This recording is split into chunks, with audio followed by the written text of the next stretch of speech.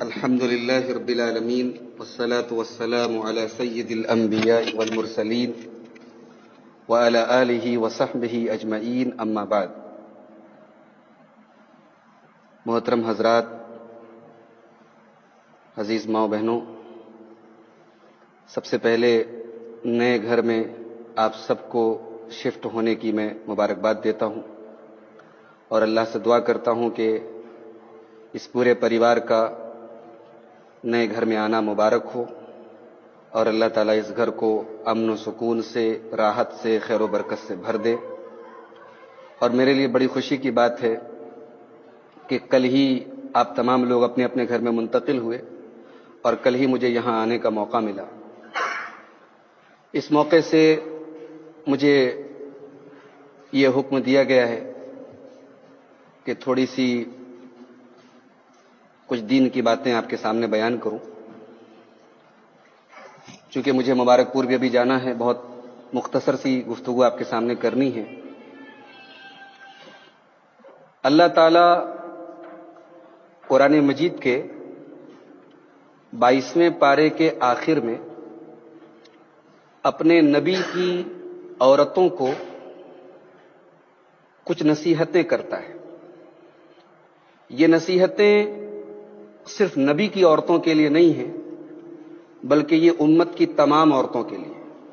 ان کے اندر جو پیغام ہے، جو میسج ہے، وہ اس امت کی تمام عورتوں کے لیے. اللہ تعالیٰ کہتا ہے، یا ایھا النبی قل لازواجک، اے نبی آپ اپنی بیویوں سے کہہ دیجئے، ان کنتن تردن الحیات الدنیا وزینتہا، اگر تم دنیا کی زندگی اور دنیا کی چمک دمک چاہتی ہو، فتعالینا، تو آؤ، امتعکن، میں تم کو دنیا کی دولت دے دیتا ہوں، واسرحکن سراحا جمیلا، اور عزت کے ساتھ تمہیں اپنے گھر سے ودا کر دیتا ہوں. اس آیت کریمہ میں یہ میسج دیا گیا کہ ایک مسلمان عورت دنیا میں رہے، دنیا کی نعمتوں سے فائدہ اٹھائے، خوشحال زندگی گزارے، مگر اس کی زندگی کا مشن، اس کی زندگی کا ٹارگٹ، اس کی زندگی کا مقصد صرف دنیا نہ ہو جائے. اچھا کھانا، اچھا پہننا اور ایک لگژری لائف گزارنا، اگر یہ سب کچھ زندگی کا مقصد ہے اور اس کے آگے کی کوئی سوچ نہیں ہے تو یہ ایک ایمان والے کی سوچ نہیں ہے، ایک مومن کی سوچ نہیں. ایک مومن مرد یا عورت کی سوچ یہ ہوتی ہے کہ اگر دنیا کے اندر بھی ہمیں اللہ تعالیٰ نے خوشحالی دی ہے، اچھا مکان ہے، اچھا گھر ہے، کھانے کو، رہنے کو، پہننے کو سہولت ہے، تو یہ اللہ کی بہت بڑی نعمت ہے. لیکن اس نعمت کا شکر ہم اس طریقے سے ادا کریں کہ اس دنیا کے لیے جو اس دنیا کے مقابلے میں ہمیشہ کی زندگی ہے، یہ تو 4 دن کی زندگی ہے، یہاں پریشانیاں ہیں، دکھ ہیں، کبھی کوئی مر جاتا ہے، کبھی کوئی بیمار ہو جاتا ہے، کبھی کوئی حادثہ ہو جاتا ہے. لیکن اس کے بعد کی جو زندگی ہے، جہاں سکھ ہے تو ہمیشہ کا سکھ ہے، دکھ ہے تو ہمیشہ کا دکھ ہے. اس زندگی کے لیے ہم تیاری کریں، اس تیاری کے لیے ہم دنیا میں آئے. اگر آپ جمعہ کی نماز کبھی پڑھنے جاتی ہوں گی تو جمعہ کی نماز میں آپ دیکھتی ہوں گی امام صاحب پہلی رکعت میں سورہ اعلیٰ پڑھتے ہیں. سورہ اعلیٰ میں اللہ کہتا ہے، بل تؤثرون الحیات الدنیا والآخرۃ خیر وابقی، میرے بندو تم دنیا کی زندگی کو ترجیح دیتے ہو، تم دنیا کی زندگی کو پریورٹی دیتے ہو، پریفر کرتے ہو، ترجیح دیتے ہو، اس کو اوپر رکھتے ہو. والآخرۃ خیر وابقی، جبکہ آخرت کی زندگی یہ زیادہ بہتر بھی ہے اور زیادہ پائیدار بھی ہے. دنیا فانی ہے، دنیا ایک دن، دنیا میں کوئی کتنا خوبصورت ہو ایک دن اسے بوڑھا ہونا ہے، کوئی کتنا پیسہ والا ہو ایک دن ایسا ہے کہ اس کا پیسہ اس کے کوئی کام آنے والا نہیں. تو آدمی یا عورت اس دنیا میں آخرت کی تیاری کرے. تو پہلا میسج جو ہے اللہ تعالیٰ نے ایمان والی عورتوں کو دیا کہ سب کچھ دنیا کو مت سمجھو. اور اگر نبی کی عورتوں سے کہا گیا کہ اگر تمہارا مقصد صرف دنیا ہے تو آؤ، میں تم کو دنیا کی دولت دے دیتا ہوں، دنیا کا عیش و آرام دے دیتا ہوں، لیکن پھر تم نبی کے گھر میں مت رہو. وَأُسَرِّحُنَّ سَرَاحًا جَمِيلًا، آؤ میں تمہیں عزت کے ساتھ ودا کر دیتا ہوں، تم نبی کے گھر میں مت رہو. اس کے بعد فرمایا، وَإِن كُنتُنَّ تُرِدْنَ اللَّهَ وَرَسُولَهُ وَالدَّارَ الْآخِرَةَ، اور اے نبی کی عورتوں، اگر تم اللہ کو چاہتی ہو، رسول کو چاہتی ہو اور آخرت میں اپنا گھر بنانا چاہتی ہو، فَإِنَّ اللَّهَ أَعَدَّ لِلْمُحْسِنَاتِ مِنْكُنَّ أَجْرًا عَظِيمًا، تو نیک عمل کرو، اچھے عمل کرو، اپنے رب کو راضی کرنے والے عمل کرو، اللہ نے تمہارے لیے عظیم اجر و ثواب تیار کر کے رکھا ہے۔ تو اس سے پتا چلا کہ اگر انسان جنت میں اپنا گھر بنانا چاہتا ہے، آخرت کو بہتر بنانا چاہتا ہے، تو اپنے عمل کو صحیح کرے، اپنے عمل کو سدھارے، اچھا عمل کرے، نیک عمل کرے، اللہ کو راضی کرنے والا عمل کرے، نماز کی پابندی کرے، اللہ کے فرائض کی پابندی کرے، گناہوں سے بچے، غلط باتوں سے بچے، غلط چیزوں سے بچے۔ اس کے بعد والی آیت میں اللہ کہتا ہے یا نساء النبی من یأت منکن بفاحشۃ مبینۃ یضاعف لها العذاب ضعفین، اے نبی کی عورتوں، تم میں سے اگر کوئی عورت کھلم کھلا بے حیائی کا کام کرے، غور کیجئے یہاں نبی کی عورتوں کو خطاب ہو رہا ہے، یا نساء النبی من یأت منکن بفاحشۃ مبینۃ، اے نبی کی عورتوں، اگر تم میں سے کوئی عورت کھلم کھلا بے حیائی کا کام کرے، یضاعف لها العذاب ضعفین یضاعف لها العذاب ضعفین، تو اللہ تعالیٰ اس کو ڈبل عذاب دے گا۔ ایک عام عورت کو جو عذاب ہوگا اس کے مقابلے میں نبی کی عورت کو، آپ جانتی ہیں کہ نبی کی جتنی عورتیں ہیں ان کا مقام کتنا اونچا ہے، وہ اس امت کی سب سے اعلیٰ عورتیں ہیں، سب سے بہترین عورتیں ہیں، اور ہم سب کی ماں ہیں، اسی لیے ہم حضرت عائشہ کا نام لیتے ہیں تو ام المومنین کہتے ہیں، حضرت خدیجہ کا نام لیتے ہیں تو ام المومنین کہتے ہیں، یہ سب ہماری مائیں ہیں، ان کو قرآن میں ہماری ماں کہا گیا۔ تو اس امت کی ماؤں سے کہا جا رہا ہے کہ اگر تم نے کھلم کھلا غلط کام، بے حیائی کا کام کیا، بدکاری کا کام کیا، تو تم کو ڈبل عذاب دیا جائے گا۔ وَكَانَ ذَلِكَ عَلَى اللَّهِ يَسِيرًا، اور اللہ تعالیٰ کے لیے کوئی مشکل کام نہیں ہے۔ اب یہاں سے 21واں پارہ ختم ہو گیا، اب 22واں پارہ شروع ہو رہا ہے۔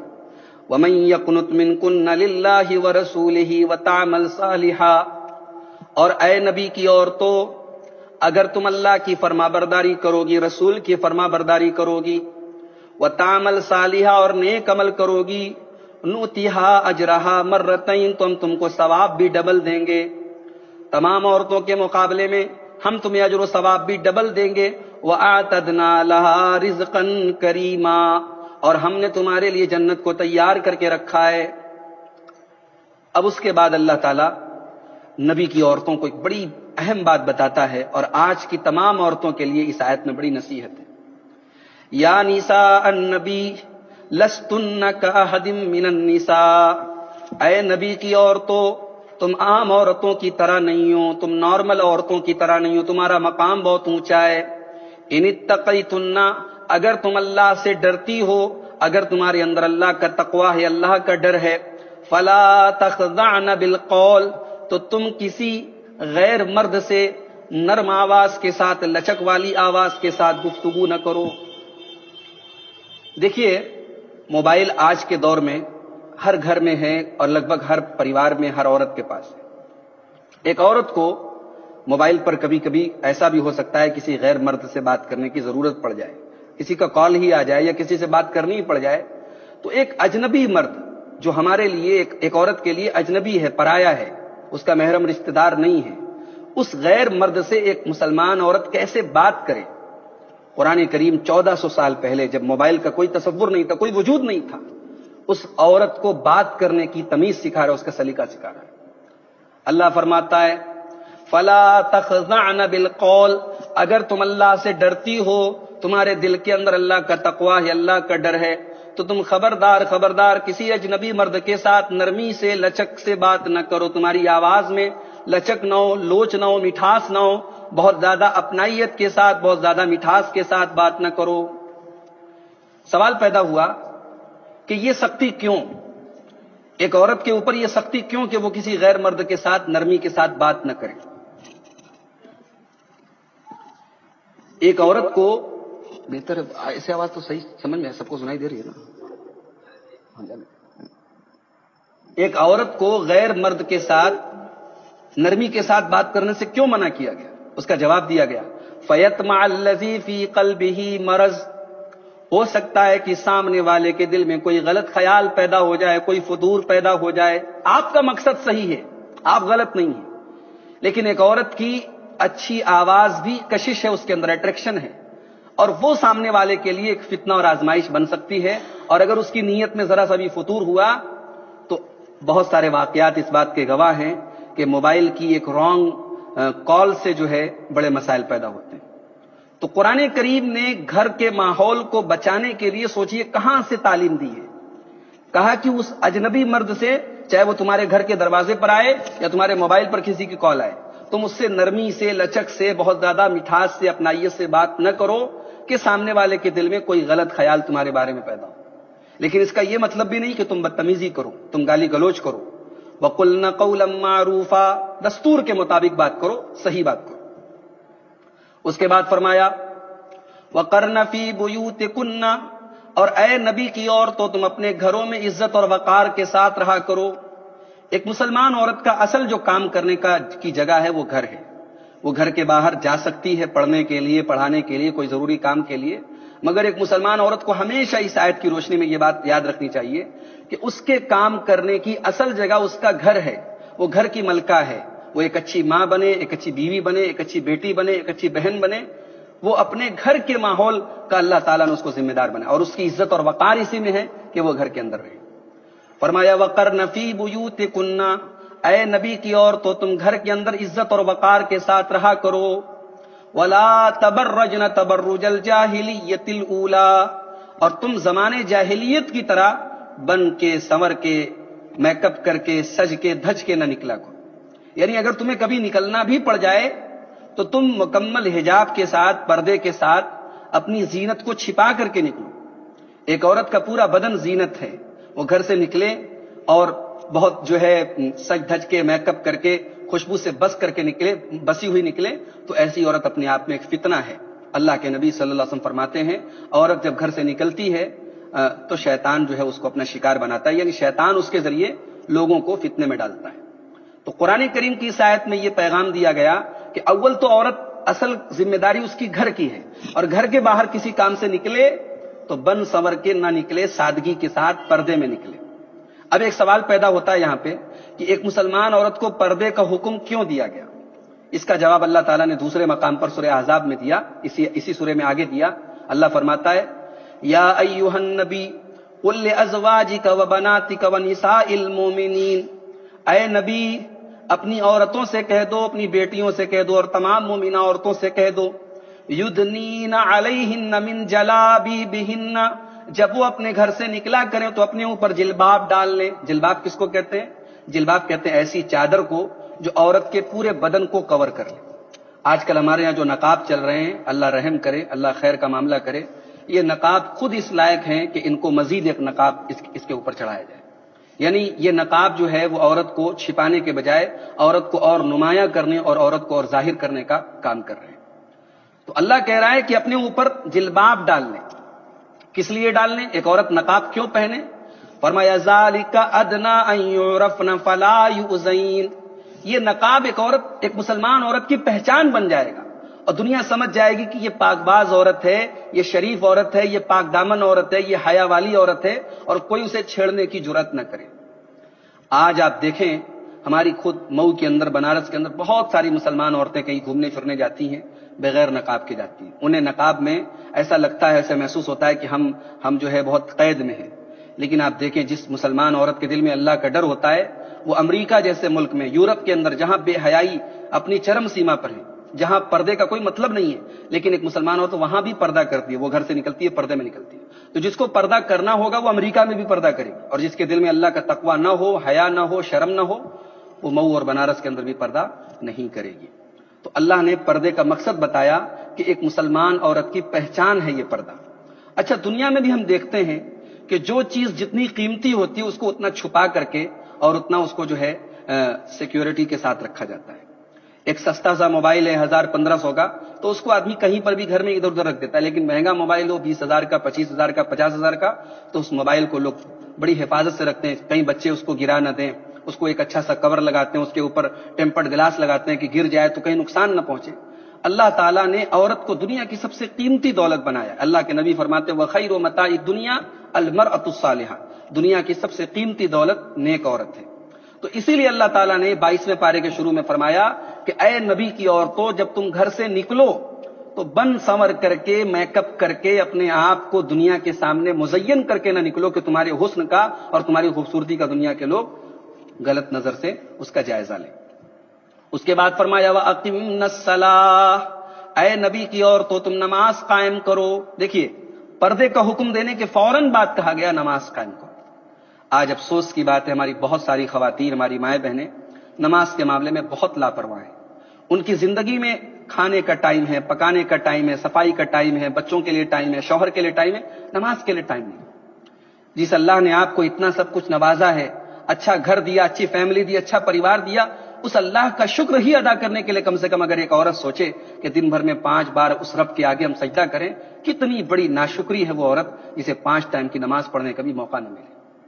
اللہ کے نبی کے زمانے میں آج کے زمانے کے حساب سے اگر دیکھا جائے تو اس زمانے میں پریشانیاں زیادہ تھیں. آج اللہ نے بہت ساری آسانیاں دی ہیں. آج آپ کو کھانا بنانا ہے، لکڑی نہیں جلانی ہے. آج آپ کو لکڑی نہیں جلانی. آج آپ کو کپڑا دھلنا ہے، آپ پہلے کے زمانے کی طرح نہیں، اب ہر گھر میں ماشاءاللہ واشنگ مشین ہے، ہر چیز کی سہولت ہے. لیکن ان تمام سہولتوں کے آنے کے ساتھ ساتھ ہمارے یہاں کی عورتیں دین کے معاملے میں، عبادت کے معاملے میں کام چور ہو گئی ہیں. آپ حضرت ام حبیبہ کو دیکھیں، یہ اللہ کے نبی کی بیوی ہیں اور ہم سب کی پیاری ماں ہیں. یہ کہتی ہے کہ میں نے اللہ کے پیارے حبیب کو فرماتے ہوئے سنا کہ جو دن رات میں 12 رکعت نماز پڑھے اللہ تعالیٰ اس کے لیے جنت میں ایک محل بناتا ہے. ایک ماشاءاللہ یہ مکان آپ نے بنایا، لیکن اس مکان سے کہیں زیادہ خوبصورت مکان اللہ تعالیٰ جنت میں دے گا. اور اس کی جو ویلو ہے دنیا کے بڑے بڑے اربوں خربوں کے بنگلے کی بھی وہ ویلو نہیں ہے جو جنت کے ایک چھوٹے سے مکان کی ہوگی. تو 12 رکعت نماز اگر کوئی مرد یا عورت پابندی سے پڑھے تو اللہ تعالیٰ جنت میں اس کے لیے محل بناتا ہے. یہ 12 رکعت نماز کون سی ہے؟ اس میں 2 رکعت جو ہے فجر کی نماز میں فرض کے پہلے جو 2 رکعت پڑھی جاتی ہے وہ ہے. اسی طریقے سے ظہر میں ظہر کے فرض سے پہلے 2 رکعت کر کے 4 رکعت، اور ظہر کے فرض کے بعد 2 رکعت، یعنی ظہر میں ٹوٹل 6 رکعت. پھر اسی طریقے سے مغرب میں فرض کے بعد 2 رکعت، اور اسی طریقے سے عشاء میں فرض کے بعد 2 رکعت. یہ ٹوٹل 12 رکعت نماز اگر کوئی پابندی سے پڑھے تو اللہ کے نبی فرماتے ہیں اس کے لیے جنت میں محل تعمیر ہوتا ہے. ام حبیبہ ایک عورت ہیں، کہتی ہیں جب سے میں نے اللہ کے پیارے نبی کے منہ سے یہ حدیث سنی ہے یہ 12 رکعت نماز میں نے کبھی نہیں چھوڑی.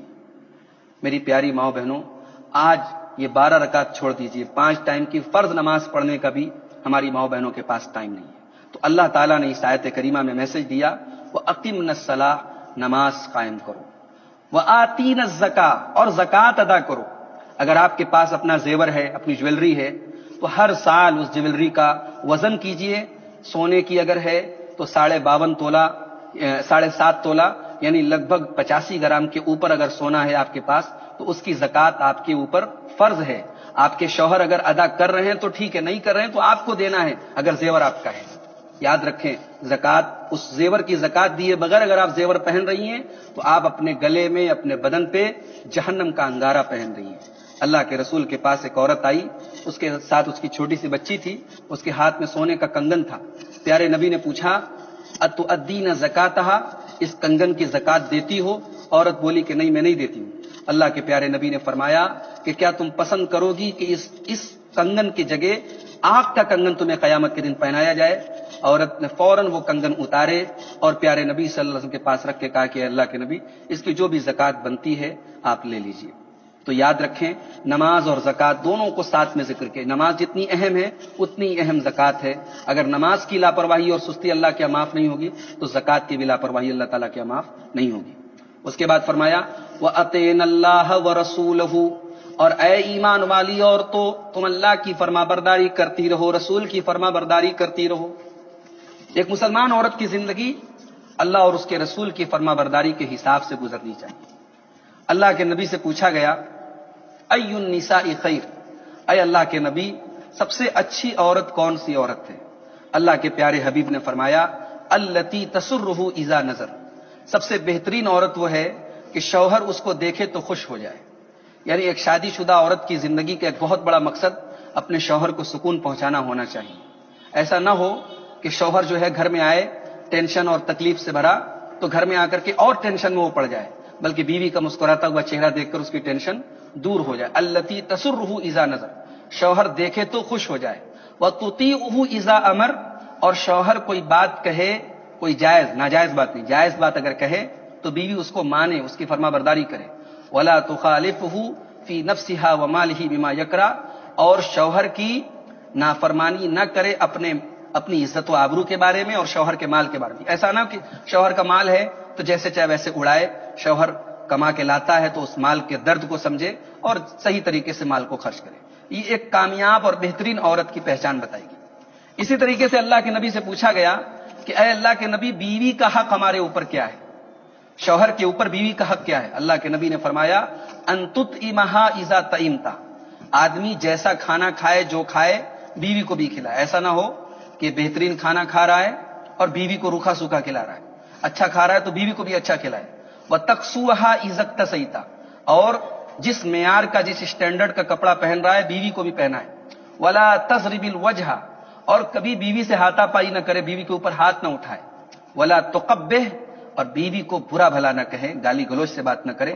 وَلَا تَهْجُرْ إِلَّا فِي الْبَيْتِ، اور کبھی بھی بیوی اور شوہر کے درمیان اگر کوئی ناراضگی ہو جائے تو مسئلہ جو ہے وہ کمرے کے باہر نہ جائے، گھر کے باہر نہ جائے، میاں بیوی کا مسئلہ گھر کے اندر ہی سلجھا لیا جائے.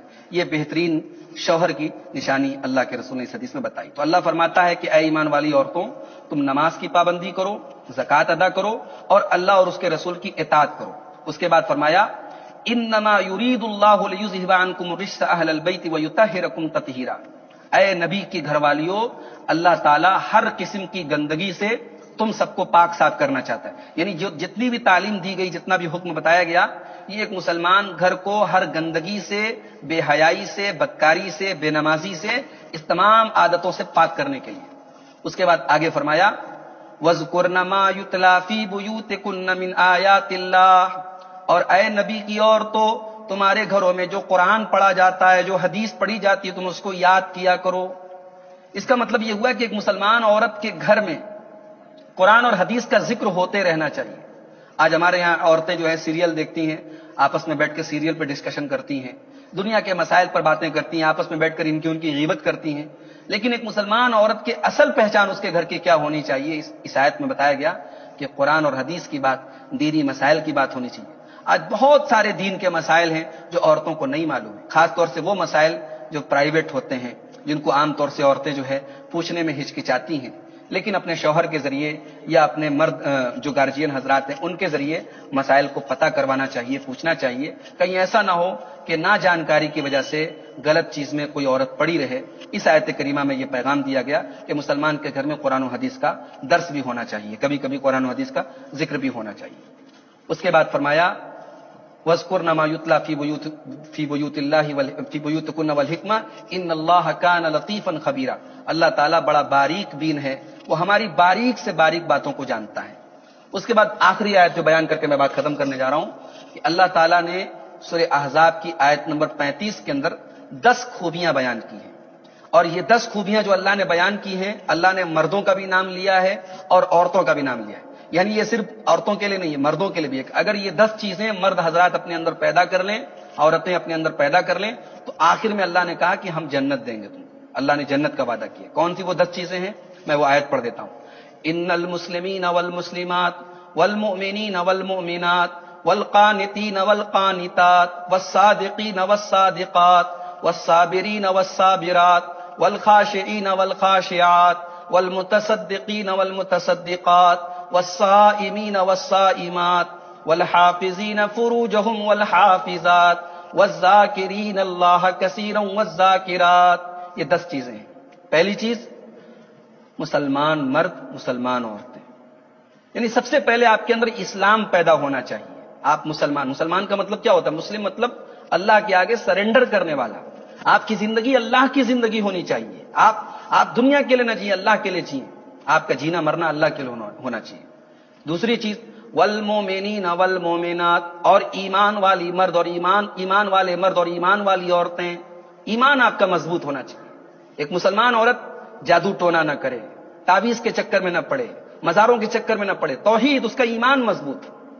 مرد کا بھی ایمان مضبوط ہو، عورت کا بھی ایمان مضبوط. تیسری چیز والقانتین والقانتات، اور اللہ کا حکم ماننے والے مرد اور اللہ کا حکم ماننے والی عورتیں.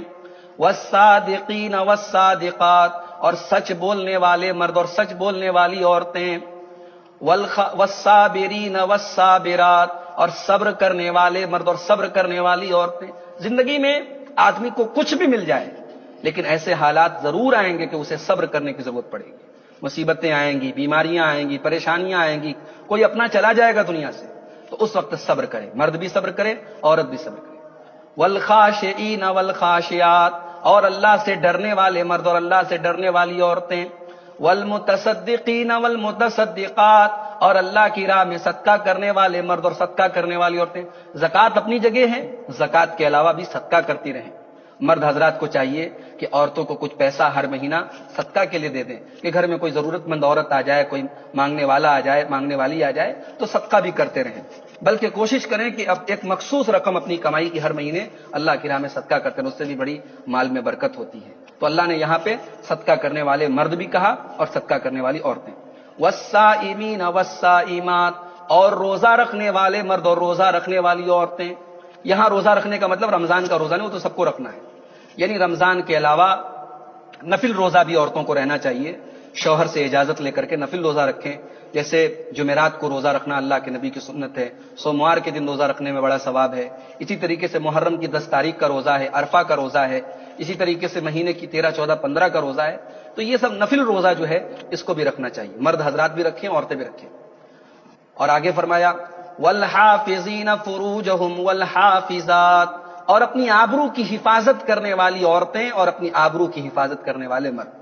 یہ بہت بڑی چیز ہے کہ آدمی اپنے دامن کی، اپنے آبرو کی حفاظت کرے، عورت بھی اپنی آبرو کی حفاظت کرے۔ اور آخری چیز والذاکرین اللہ کثیرا والذاکرات، اللہ کا کثرت سے ذکر کرنے والے مرد اور اللہ کا کثرت سے ذکر کرنے والی عورتیں۔ آپ کی زندگی میں اللہ کا ذکر ہمیشہ ہونا چاہیے، کھانا کھانے بیٹھیں اللہ کا نام لیں، کھانا کھانے کے بعد کی دعا پڑھیں، سونے کے ٹائم دعا پڑھیں، بچوں کو بھی سکھائیں۔ آپ اللہ کا ذکر کریں گی، بچے آپ سے سیکھیں گے۔ آپ مصلی بچھا کے نماز پڑھیں گی، آپ کی چھوٹی چھوٹی بچیاں آپ کو دیکھ کر کے نماز پڑھیں گی۔ بچوں کی تربیت میں ماں باپ کا بڑا رول ہے، بڑا دخل ہے۔ اللہ نے فرمایا اللہ کا کثرت سے ذکر کرنے والے مرد اور اللہ کا کثرت سے ذکر کرنے والی عورتیں۔ آپ دعا کی کوئی بہترین کتاب لے لیجئے اور دھیرے دھیرے دعائیں یاد کر لیجئے، کپڑا پہننے کی دعا، آئینہ دیکھنے کی دعا، گھر میں داخل ہونے کی دعا، اسی طریقے سے سیڑھی چڑھنے کی دعا، سیڑھی سے اترنے کی دعا، یہ تمام دعائیں اگر ہم یاد کر لیں تو قدم قدم پر اللہ کا ذکر ہماری زندگی میں آ جائے۔ یہ 10 چیزیں اگر اپنے اندر پیدا کر لیں، اللہ فرماتا ہے اعد اللہ لہم مغفرۃ واجرا عظیما، اللہ ایسے ایمان والے مردوں کی اور ایسے ایمان والی عورتوں کی تمام خطاؤں کو معاف کر دے گا اور اللہ ان کو جنت عطا فرمائے گا۔ یہ چند اہم باتیں تھیں قرآن و سنت کی روشنی میں، یہ میں نے آپ کے سامنے رکھی ہیں۔ اللہ تعالی ہم سب کو ان پر عمل کرنے کی توفیق عطا فرمائے۔ اللہ تعالیٰ اس گھر کے تمام مکینوں کو، اس پریوار کے تمام لوگوں کو اللہ تعالیٰ نماز کا پابند بنا دے۔ اللہ تعالیٰ ہمارے روزی روٹی میں، رزق میں، کاروبار میں برکت عطا فرمائے۔ اللہ تعالیٰ دنیا کے ساتھ ساتھ آخرت میں بھی ہمیں امن، راحت اور سکون نصیب فرمائے۔ اللہ تعالیٰ اس گھر کے بچوں کو بھی نیک اور دیندار بنائے، مرد حضرات کو بھی نیک اور دیندار بنائے۔ اللہ تعالیٰ جو بیمار ہیں ان کو شفائے کامل عاجل عطا فرمائے، ہر قسم کی ذہنی اور جسمانی تکلیف سے ہم سب کی حفاظت فرمائے، آمین۔ وآخر دعوانا ان الحمد للہ رب العالمین۔ السلام علیکم ورحمۃ اللہ وبرکاتہ۔ چلیے فوراً نکلیں، 5 بجے 5 بجے